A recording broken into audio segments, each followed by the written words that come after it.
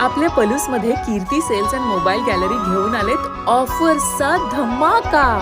कोणत्याही कंपनीचा मोबाईल खरेदी करा आणि मिळवा आकर्षक गिफ्ट। शिवाय सर्व कंपन्यांचा फायनान्स व कॅशबॅक ऑफर।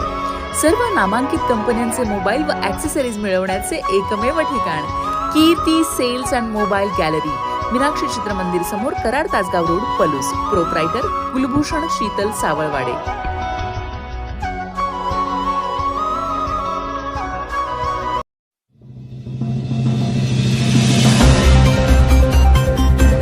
अज्ञात वाहनाच्या धडकेत बिबट्या जखमी बिबट्याला वन विभागामुळे जीवदान।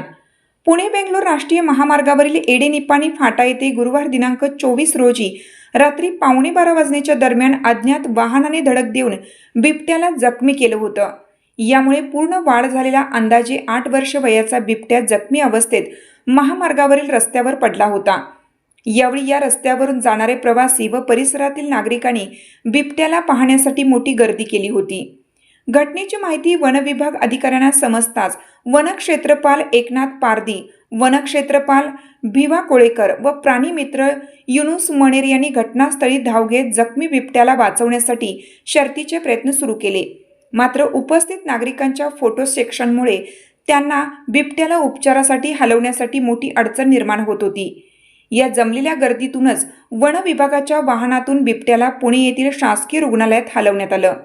सध्या पुणे येथील शासकीय रुग्णालयात बिबट्यावर उपचार सुरू आहेत। तर कासेगाव ते कनेगाव फाट्यापर्यंत हा महामार्ग वन्य प्राण्यांसाठी रेड झोन म्हणून घोषित केला आहे। या मार्गावर रस्ता ओलांडताना अनेक वेळा वन्य प्राण्यांचे अपघात होत असतात।